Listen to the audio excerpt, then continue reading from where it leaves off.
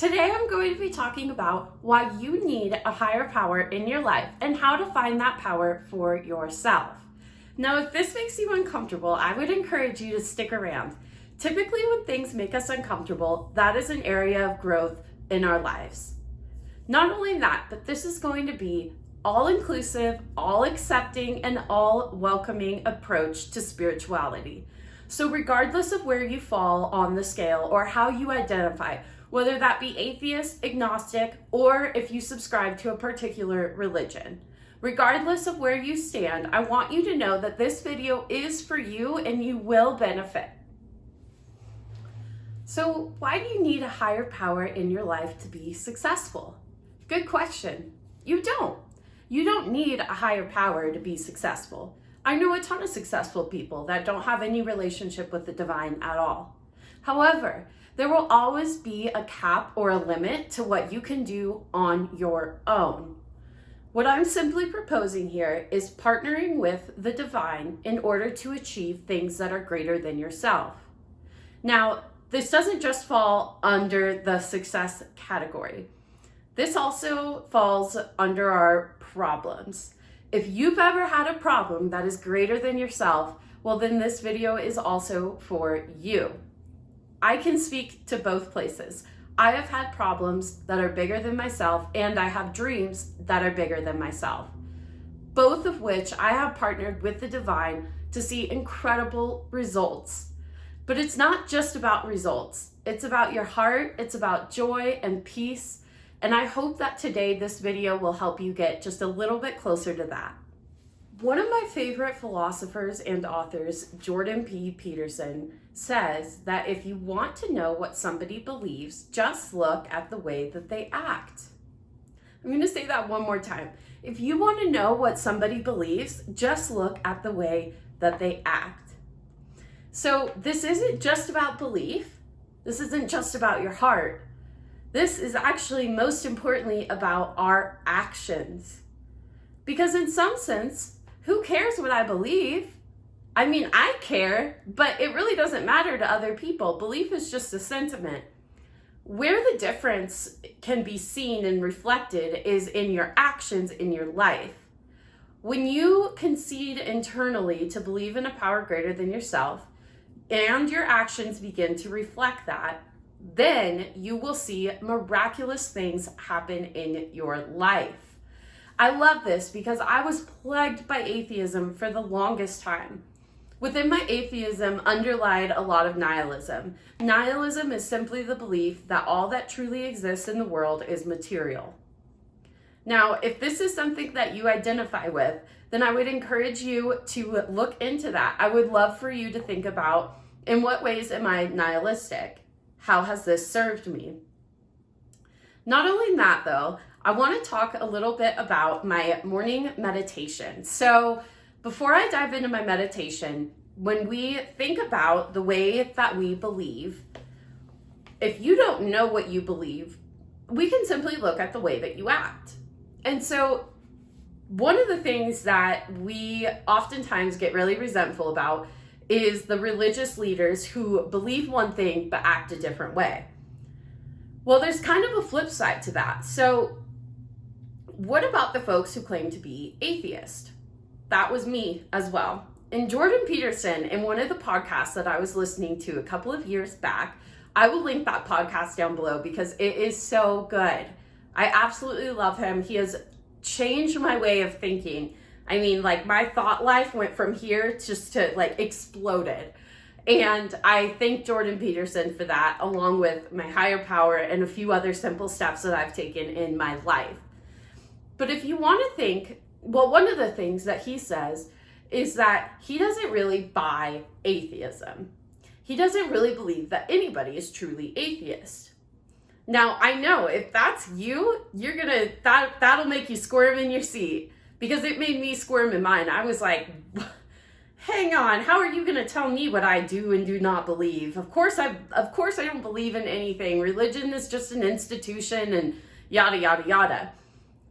What he's proposing, however, is that if you truly believe that we exist in a cipher in a realm of nothingness, that we're just on this fiery ball headed nowhere, that our actions, our lives, our words do not mean anything at all. We are all dust. We will return to dust, and that's it. Well, then, if you truly believe that, then your actions should reflect that. And what would proper action look like if that is what you believe? Well, I can tell you, first and foremost, we would probably all be murderous, ravenous, revenge-filled creatures. And the good news is that most of us are not, although I have felt that way sometimes. So I want you to think about that. If you truly believed in atheism, if that is what you identify as, what would your actions look like? Typically, some of the atheists that I know, actually all of them now that I think about it, are really great people. They get up every day, they're conscientious, they have families, loved ones, they have love in their heart for other people. So let's think about that, because if that is how you act, then we could trace that back to a belief. And perhaps, maybe, there's an underlying belief that there is something greater out there. As I try to articulate why it is so important to have a power greater than yourself, I find that I have to lean on the wisdom of others and the wisdom of folks who came before me. I want to share with you a reading from an anonymous author who puts this really well. They say, "Let's look at the record. Here are thousands of men and women, worldly indeed. They flatly declare that since they have come to believe in a power greater than themselves, to take a certain attitude toward that power, and to do certain simple things, there's been a revolutionary change in their way of living and thinking. In the face of collapse and despair, in the face of total failure of their human resources, they found a new power, peace, happiness, and sense of direction that flowed into them. This happened soon after they wholeheartedly met the simple requirements. Once confused and baffled by the seeming futility of existence, they show the underlying reasons why we were making heavy going of life. They tell why living was so unsatisfactory. They show how the change came over them. When many hundreds of people are able to say that the consciousness of the presence of God is today the most important fact of their lives, they present a powerful reason why one should have faith." I'm one of those people. I used to live with the seemingly futility of existence, and today I can say wholeheartedly that my faith is the most important part of my life. Not only that, but I have seen a revolutionary change in not only myself, but my actions in the situations that have come as a result of it. I want to make this clear, folks, that this is not just about believing. I know that my higher power is divine indeed. And I call it a power because it's true. It holds real weight, real power in my life. Undeniable things have happened and have been orchestrated in my life as a result of my choice to take a certain attitude toward this higher power. What is that attitude? Well, it's openness. It starts with an openness. So many of us have prejudices, have negative experiences, and things that block us from the sunlight of the Spirit. What I want to encourage you to do is to think about how your attitude could be positively changed toward the idea of a higher power. It starts with an openness and a willingness.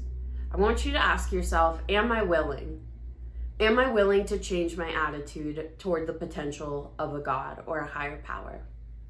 And if you are, then you are ready to take a few simple steps to change yourself and your life for the better. And when I say life, I mean all aspects of life, especially professionally. And that sounds weird because God and business are two things that in our culture should not go together. But I'm telling you, when you put them together, miraculous things will happen. If they've happened to me, they can happen to you.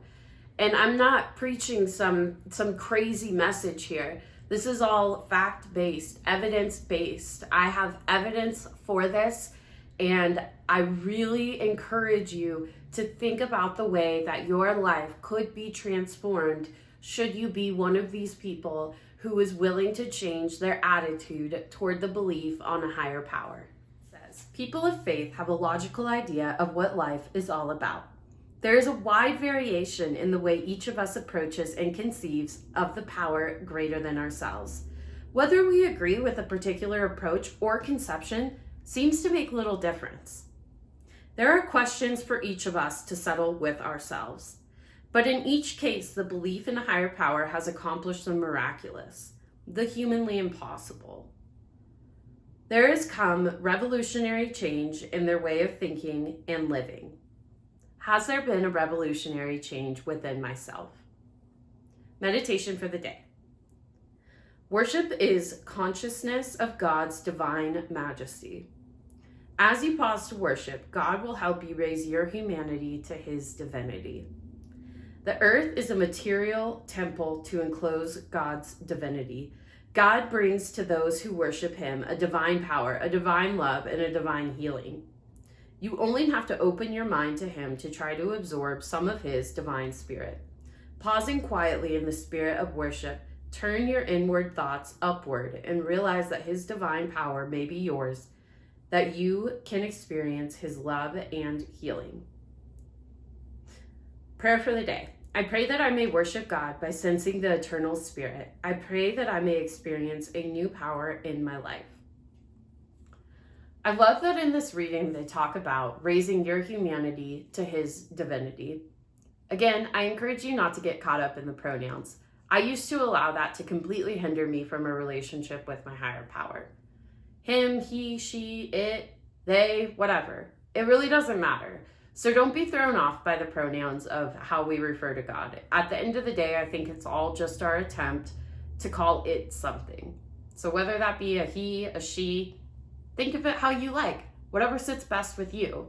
Personally, I like to think of my God more of an it, just because I don't really think that, how could we assign a human gender to something that is so divine?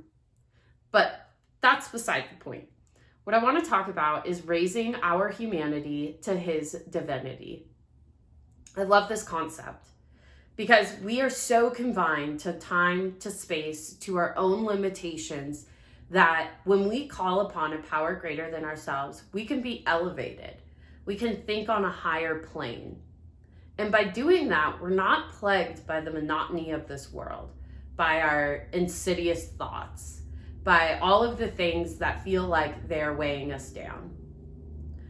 One of the terms that I love is being in bondage to yourself.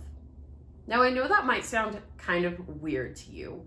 However, I want you to think about that. When I pray in the morning, and when I say pray, I just mean talk to my higher power. It's really nothing too serious. But when I pray in the morning, I ask my higher power to relieve me from the bondage of myself. What is the bondage of self? Well, we've all heard the term, we are our own worst enemies. And that is very true. I think nobody probably argues that. We are highly critical of ourselves. But more than that, we can so easily become a victim to our own emotions, particularly anger. When I am angry, I have a really hard time pulling myself out of that. When I have a problem that is weighing me down, I experience the same thing. So I would encourage you to think about what would it be like if you could call upon a power greater than yourself to elevate your thinking, to rise above your emotions and your thoughts. All right, so we've talked about why having a higher power is so important in our professional and our personal lives. I hope that by this point in the video, you have come to agree that having a higher power in your life would help you personally and professionally. If you haven't gotten to that place yet, that is completely okay. I want to just give you the reassurance and the validation that if that is not you yet, to continue to engage in this journey. I think the worst thing that we can do is disengage from this entirely. The best thing that we can do is, even when we're not in a certain place yet, is to continue to push toward that, to find some kind of common ground within yourself, within your soul, your spirit, your psyche, that works for you. So if you can agree why having a higher power in your life would be important and would help you, then let's talk about how to find that higher power for yourself. The first thing that I want to do is call out the fact that your higher power has nothing to do with what other people have described God to you as. When I say God, I really mean anything. This is simply a power greater than yourself. It can be the forces of nature, the great spirit, the universal spirit, God, whatever you want to call it, whatever sits well with you. I have friends who call it their HP, their higher power. I have friends who call it the great outdoors, whatever. And ironically, great outdoors is God. So, or stands for God, whatever. So just some ways to put it in. I want you to come into this with a completely open heart, putting aside our prejudices, recognizing why atheism and agnosticism doesn't get us far personally and professionally. Let's talk about how to find your higher power. To find your higher power, you first have to recognize what your higher power is not. So take a look at what it is that you resist in religious institutions. For me, what I resist in religious institutions is the fact that it is not all-inclusive and all-loving. That is the first part that really makes me turn off from religion. And again, I'm not pushing any kind of specific religion. I'm simply saying, what about religion turns you off? If you belong to a religious body or organization already, are there any parts of it that don't sit well with you? And if so, take inventory of that. I want you to write down a list of the things that you do not believe that your higher power is. For me, I don't believe that my higher power is hateful, is judgmental, or specifically disregards certain groups of people. We are all children of this greater creator. And I truly believe from the bottom of my heart that every single human being is available for this love, to tap into this love and to be in right relationship with this higher power, regardless of who you are, how you identify, or what your background is. So that's my first start. What your higher power is not. We're going to put aside everything that we have heard in the past. And now what I want you to do is think about, if there was a God or a higher power, what do I think that higher power is? I want you to write that stuff down. Write down what you think your higher power is. For me, I believe my higher power is all loving.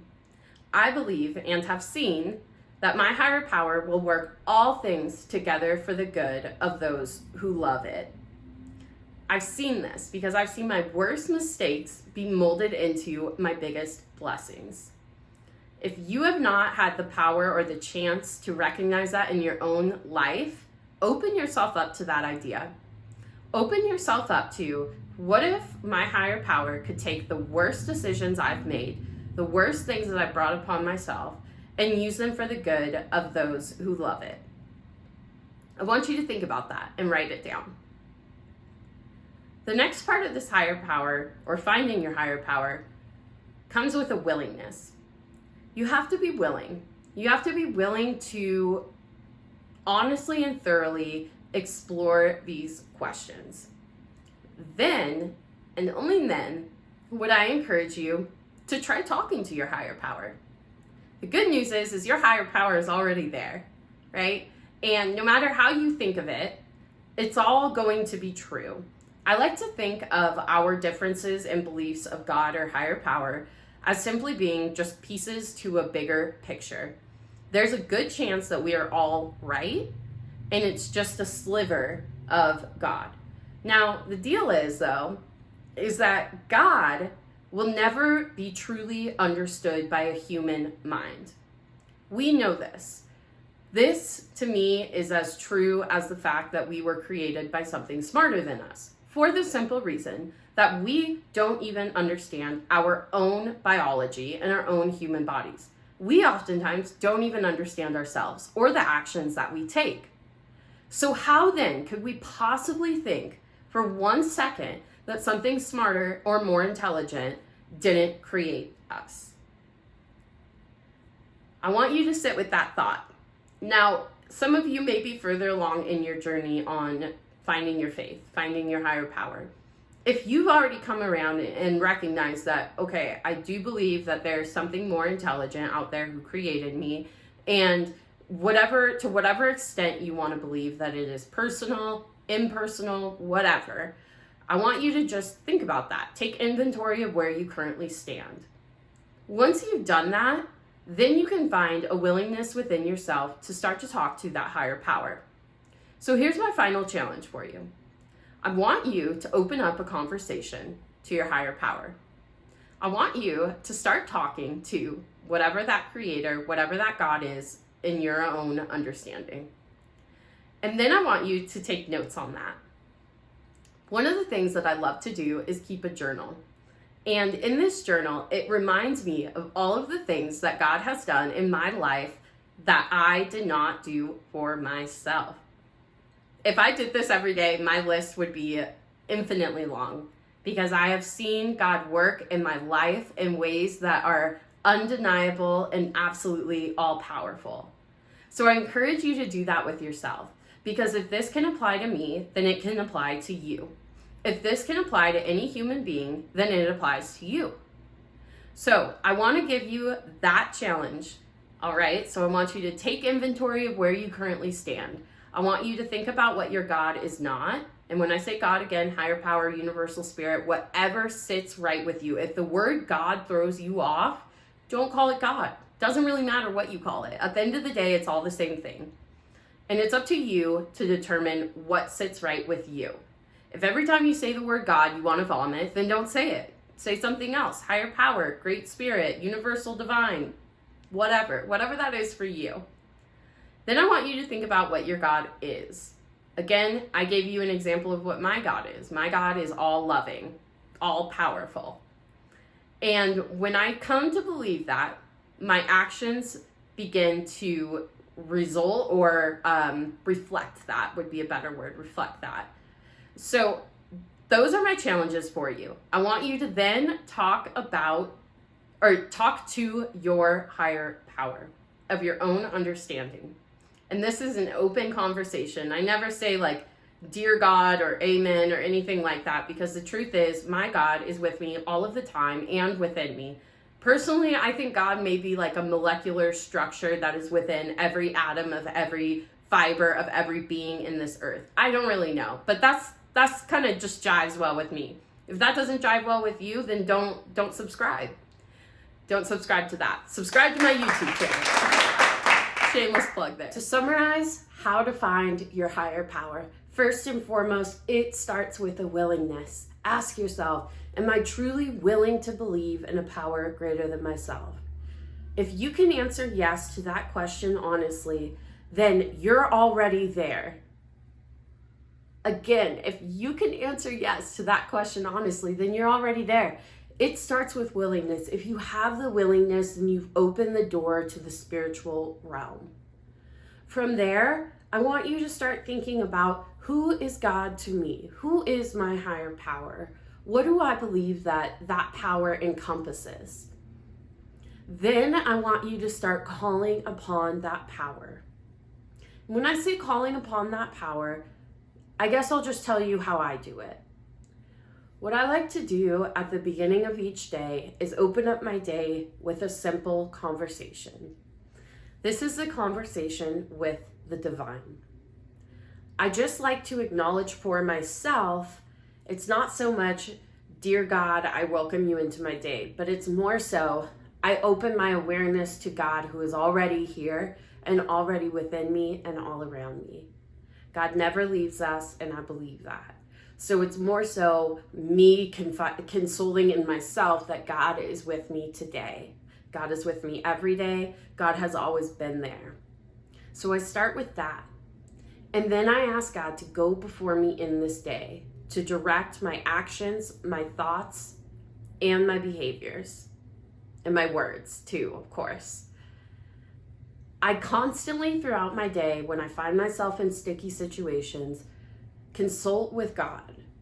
And that sounds weird, but I believe that God communicates through timing, people, and intuition. Now, of course, God works in 100,000 other ways outside of that, but those are three common themes that I have seen in my life. Undeniable timing, people talking to me in a way that I know is a message from my higher power, and then my intuition. Intuition is different than thoughts. It's like your gut feeling. It's like when you get a bad gut feeling about something. You can't really explain it. It's not necessarily logical. Like if you've ever been in a situation where somebody was perfectly nice, there was no logical reason for you not to trust them or to think that they had bad intentions, yet you get a bad gut feeling. That's what I'm asking you to channel into. I know that my God communicates to me in so many ways, and I simply need to be open to that. So as I go throughout my day, I try to think about the way in which my higher power would have me be. And it really is that simple. Religious folk oftentimes think that it is a very specific plan, that they have to take a very specific action, and they get rattled up and confused and unsure, and then as a result, they end up not doing anything at all. I really don't think that this is how God intends us to live. I believe that each of us in our professional lives are called to be decisive, to be confident, to always act in love, even when that means setting firm boundaries. So I want you to consider some of the things that we've talked about and to think about how you want to connect with your higher power. I hope that you feel wildly encouraged after watching this video. That has sure been my intention for doing this. My goal is not to make you feel any sort of shame or less than inferiority, but rather to empower you to think about maybe some things that you haven't thought about, or maybe you're plagued by these things. Either way, I want you to dive deep into the prompts that I have given you and think and reflect about them in an honest and thorough way. I know that your life can be absolutely transformed the same way mine was. And brothers and sisters, that is what I want for you. More than just the results, though, is the peace that I carry around in my heart today. I live in constant connection with my higher power, and I hope that my actions reflect that, at least most of the time. I used to be absolutely plagued by my own nihilism, depression, and a number of other things that we may dive into later down the road. Today, I live with a peace and a joy deep within my soul that transcends all understanding. So I hope that this video gets you just a little bit closer to that.